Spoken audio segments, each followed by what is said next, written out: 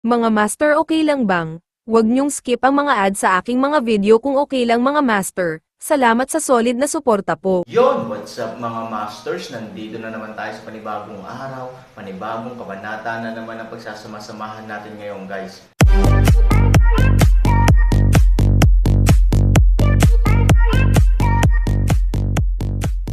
Bali mga masters, kung bago ka pa lang po sa aking YouTube channel, please click the subscribe button, lalong-lalo na po yung notification bell guys, para maging connected pa rin tayo sa isa't isa at maging updated kayo sa mga susunod ko pang video.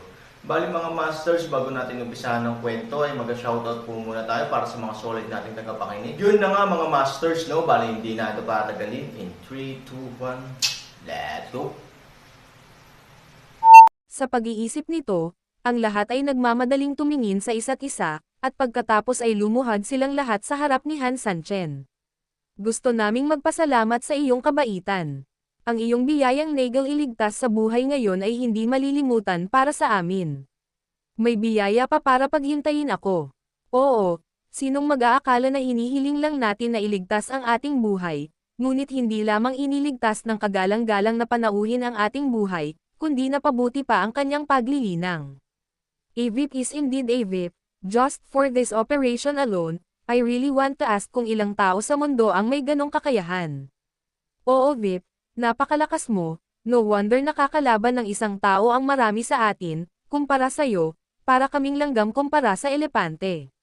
VIP Cow Competition. Isang grupo ng mga tao ang orihinal na natatakot sa Han Sanchen, at pagkatapos ay nalaman nilang nakikipagtulungan sa kanila si Han Sanchen, na nangangahulugang mas mataas ang pagkakakilanlan at katayuan ni Han Sanchen kaysa sa kanila, kaya natatakot sila sa Han Sanchen. Ang kahulugan ng takot ay naging higit na kahulugan ng paggalang at paggalang sa uri.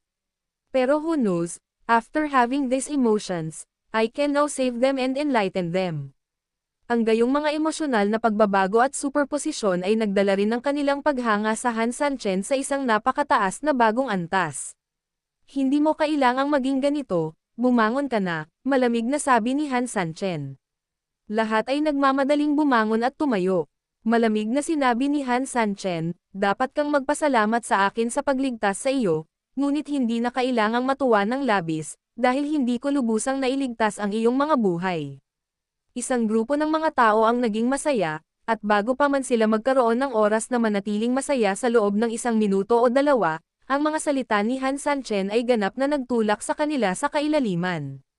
Hindi na kailangang ipaliwanag ng labis na ang buhay ay hindi ganap na naligtas, ang literal na kahulugan lamang ay sapat na upang tuluyang mawalan ng pag-asa ang lahat. Kung hindi natin ganap na nailigtas ang ating buhay, kung gayon, hindi ba't kailangan pa nating mamatay? Hindi ba ito pagbabalik sa kaluwalhatian ngayon? Isang grupo ng mga tao ang natakot, tutal, kumpara noon, pakiramdam nila ay malalagay sa panganib ang kanilang buhay kapag nababad sila sa dugo, gayunpaman, kahit papaano ay nakaramdam sila ng kaunting swerte sa kanilang mga puso, iniisip na baka maaari lang silang kumuha ng aktibong paggamot o isang bagay. Gayunpaman, ngayon na kahit na ang mga tao sa antas ng VIP ay nagsasabi na hindi nila ganap na mailigtas ang kanilang mga buhay, nangangahulugan ito na ang kanilang dating swerte ay katumbas ng paghatol ng kamatayan. Kapag ang mga tao ay walang pag-asa, ito ay ang pinaka-nakakatakot kapag sila ay ganap na desperado, dahil mahirap para sa iyo na makahanap ng anumang bagay na makapagpapatibay sa iyo. Tulad ng isang taong walang pananampalataya o pag-iisip, maaaring wala siya, ngunit kung mayroon siyang mga ito, ang kanyang kalooban kung minsan ay parang bakal, napakatigas at hindi nababasag. Tapos na, tayo, hindi na natin matatakasan ang kamatayan. Kahit ang VIPs ay walang magawa, kaya ano pa ba ang magagawa natin kundi maghintay sa kamatayan? Pagkarinig sa mga naguguluhan na talakayan sa gitna ng karamihan, bumantong hininga si Han Sanchen, ang bagay na ito ay talagang kasalanan ko, dahil ang aking posisyon ay ganap na naiiba sa iyo sa simula, kaya hindi ko kayo inatake. Ito ay isang nakamamatay na pag-atake. Sa madaling salita, ang mga pagulan ng dugong ito ay talagang walang lunas, sino mang makahipo sa kanila ay mamamatay talaga, bagaman ang mababaw na sugat nito ay maaaring gumaling, ang lahat ng ito ay isang ilusyon. Ang tunay na katotohanan ay habang lumilipas ang panahon, ang mga nakakatanggap ng mas kaunting dosis ay mabubuhay ng mas matagal, at kapag sila ay namatay, maaaring hindi sila direktang patay, maaari silang magkaroon ng mga sugat sa ibang mga lugar o isang bagay. And those with a large amount will live a much shorter time. When it comes to death, it may be the simplest and crudest way you see. Of course, possible din na medyo gumanda ang sitwasyon, but the death will be the most ugly. Pag-isipan mo, ang iyong mga panloob na organo ay dahan-daang maaagnas, at sa huli ay dahan-dahan silang magiging dugo, at pagkatapos ay kumakalat mula sa lahat ng dako sa pamamagitan ng iyong katawan. Ibig sabihin, sa oras na iyon, malamang na magdugo ka hanggang mamatay mula sa 7 butas. Ang mga salita ni Han Sanchen ay biglang naging dahilan para hindi mapigilan ang lahat nakatingin sa akin at napatingin ako sayo, saglit, parang nahulog sa bangin. Nakita ni Han Sanchen na halos tapos na ang eksena at nagsimula na ang sarili niyang performance. Isang mahabang buntong hininga muna ang pinakawalan ng lalaking ito, na para bang nararamdaman din niya ang nararamdaman ng iba. Actually, it's true that I wanted to kill more of you at the beginning, however, I didn't expect na magiging sobrang katawa-tawa ang magiging response sa isang villain na kasing laki ng isang sikat na tindahan. Marahil, maaari rin nilang isaalang-alang ito, ngunit hindi sila handang gumastos ng mga mapagkukunan sa mga ordinaryong tao na tulad mo. Pagkarinig nito, sinadya ni Han Sanchen na huminto, seeing that no one seemed too disgusted, he continued, actually, 5 tao lang ang kota this time, alam mo rin ito. Tumango ang lahat, hindi na kailangang pagdudahan ito, pagkatapos ng lahat ay nakita ito ng kanilang sariling mga mata. Sabi nga ng guard dati na 5 pwesto lang. At saka, itong 5 lugar na ito ay sila talaga ang nagdetermine, in their words, priority will be given to those with higher cultivation levels. In other words, you are not actually among the candidates. Pagkatapos marinig ito, ang lahat ay bahagyang nagulat, pagkatapos ay natigilan, at sa wakas, ang lahat ay naging sobrang nanlumo.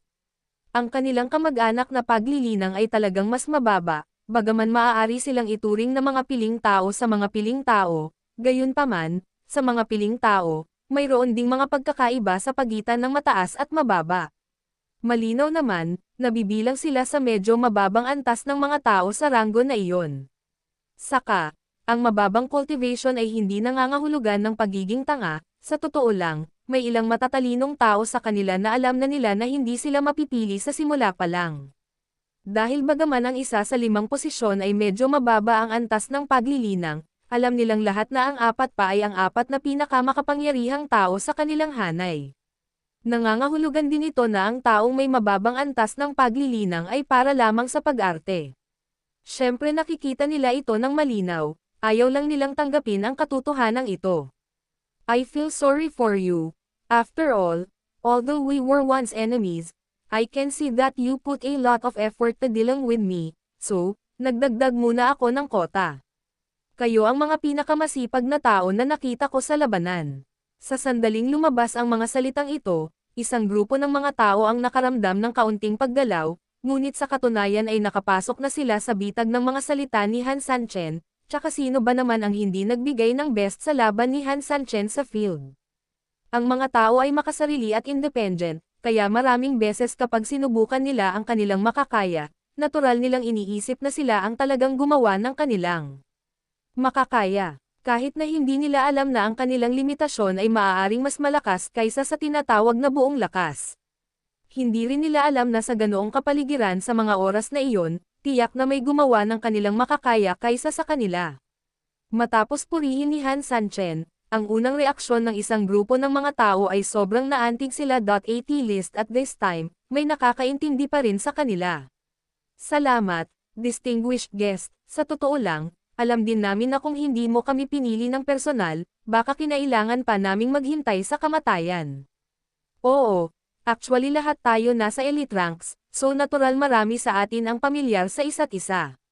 Ang 25 tao na kanilang pinili ay karaniwang nangunguna sa ating hanay, at lahat sila ay nasa itaas natin sa mga tuntunin ng lakas.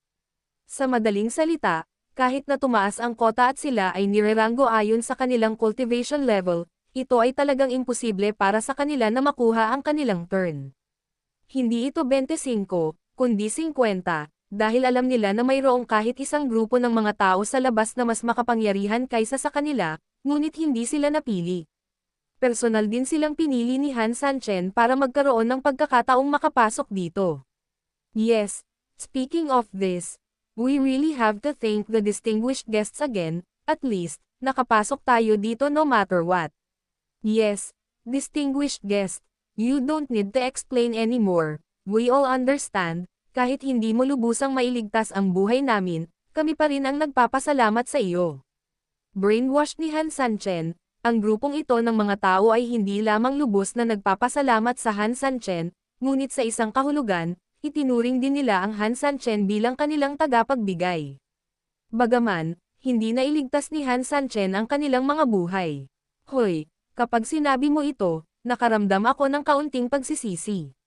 Napabuntong hininga si Han Sanchen, actually, kung gusto mong mabuhay, hindi naman sa walang ibang paraan, ito lang ang paraan, hindi ko alam kung willing kang subukan ito.